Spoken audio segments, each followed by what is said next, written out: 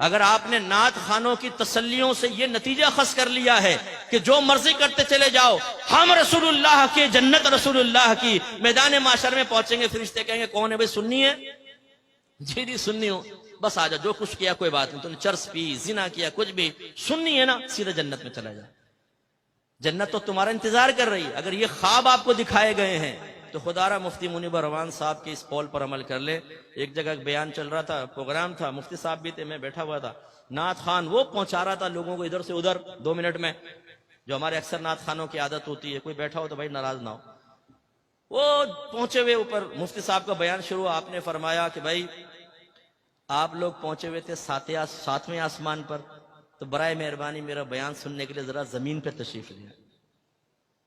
تو ہمارے سنیوں کا یہ معاملہ ہے، ہمارے لڑکے چرس پیئیں، موالی ہوں، نماز پڑھیں نہ پڑھیں، پوری رات نعتیہ محفل میں بیٹھیں، فجر کا وقت آئے تو گھر میں چلے جائیں، جماعت چھوڑ دیں، نماز فرض ترک کر دیں، جماعت واجب نماز فرض وہ فکر نہیں ہے، پوری رات نعت خانی میں بیٹھیں، اور یقین کیا دلایا جائے؟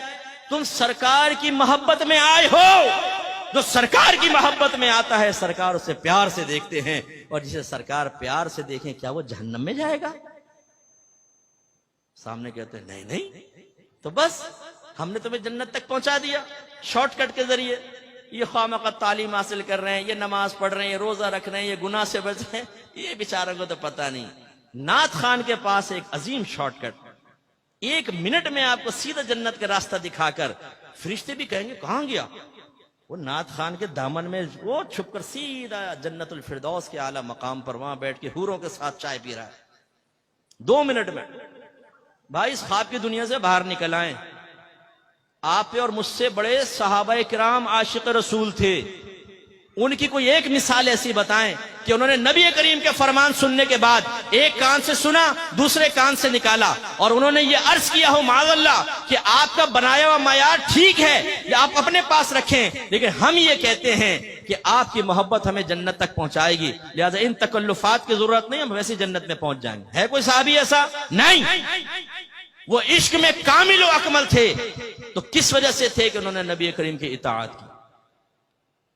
آج ہمارے سنی نعرہ لگاتے ہیں غلامی رسول میں موت بھی قبول ہے، جو ہونا عشق مصطفیٰ تو زندگی فضول ہے۔ پھر ایک دوسرے کو دیکھتے ہیں کیسا لگا نعرہ، اسے کہتا ہے واہ کیا نعرہ لگایا تم نے یار، بلڈ سرکولیشن تیز ہو گئی۔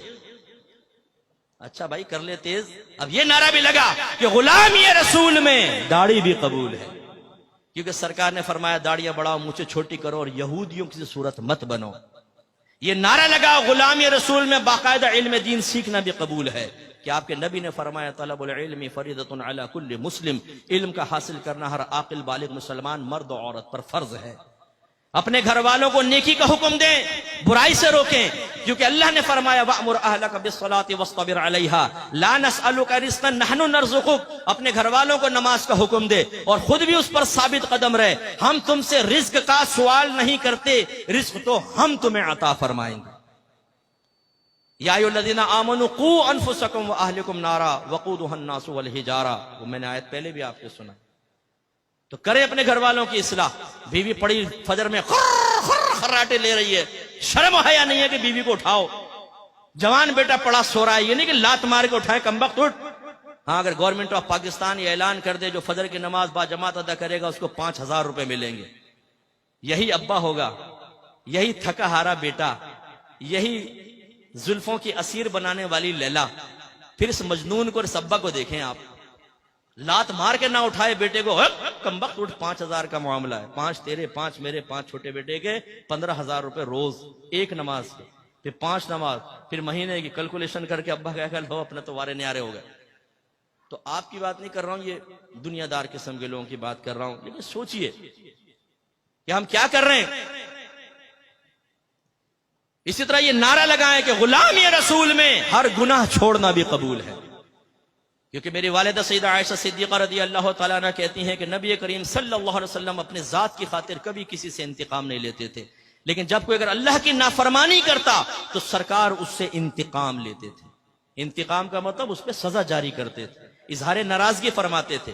اگر آپ یہ سمجھتے ہیں کہ نعت خوانی میں بیٹھنے کے بعد میں نماز قضا کروں، میں لڑکی بازی کروں، میں سیکس چیٹ کروں، میں پورن ویب سائٹ کے وزٹ کروں، میں گندی حرکتوں میں ملوث رہوں اور سرکار مجھے محبت بھری نگاہوں سے دیکھیں، تو یہ آپ کی خام خیالی ہے.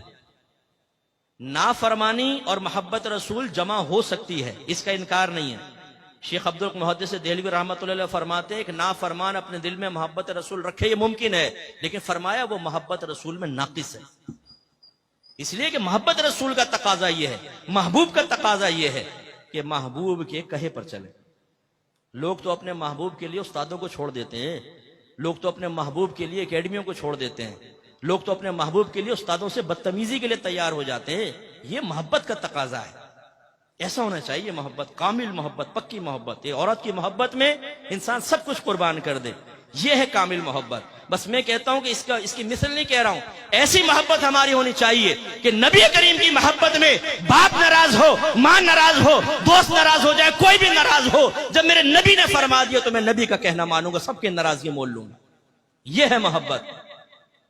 یہاں تو نفس و شیطان ہی اتنا غالب ہے، اللہ ناراض ہو، رسول ناراض ہو، نفس و شیطان ناراض نہ ہو. یہ روش صحیح نہیں ہے. تو اس لیے میں آپ سب سے گزارش کرتا ہوں، آئیے الحق اسکالرز اکیڈمی آپ کو دعوت دیتی ہے. یہاں پر آ کر قرآن سنیں، دین سیکھیں، عقائد کی اصلاح کریں، تزکیہ نفس کریں، کتاب اور حکمت سیکھیں. آپ خود بھی سیکھیں، عمر کے کس بھی حصے میں ہوں. میں اپنے بزرگوں سے عرض کرتا ہوں، آئینے میں اپنے سفید بالوں کو دیکھ کر یہ سوچنا کہ اب تو عمر گزر گئی چھوڑ دو، نہیں. ایک بزرگ کے پاس ایک بوڑھا شخص آیا، کہنے لگا میں توبہ کرنا چاہتا ہوں. آپ نے فرمایا کہ بہت دیر سے آئے. اس نے کہا حضور بہت جلدی آ گیا ہوں کیونکہ موت سے پہلے آیا ہوں. تو یہ نہ سوچئے کہ جی ہم نے تو پوری زندگی گزار دی اب کیا علم سیکھیں. نہیں، اگر آپ اس طرح چلے گئے تو ہو سکتا ہے جوانی میں کی گئی غلطیوں کا خمیازہ بھگتنا پڑے. سفید بالوں کا مطلب یہ نہیں ہے کہ اگر آپ کی زبان سے جوانی میں کلمہ کفر نکلا تھا تو معاف کر دیا جائے گا. آپ اگر نمازیں قضا کرتے رہے تھے تو صرف آپ کی سفید داڑھی کو دیکھ کر نمازیں قضا کرنے کا گناہ معاف کر دیا جائے گا. یہ کہاں سے آپ نے نتیجہ نکالا؟ آپ بھی سیکھیے اور اپنے بچوں کو اور خصوصاً بیٹیوں کو یہاں ضرور داخلہ کروائیں، علم دین سیکھیں اور پکے سنی بنیں، پکے مسلمان بنیں کہ جو اپنے مذہب کو بیان کرنا جانتا ہو، مذہب کا دفاع کرنا جانتا ہو دلائل کے ساتھ، پھر مجاہدین پیدا ہوں گے.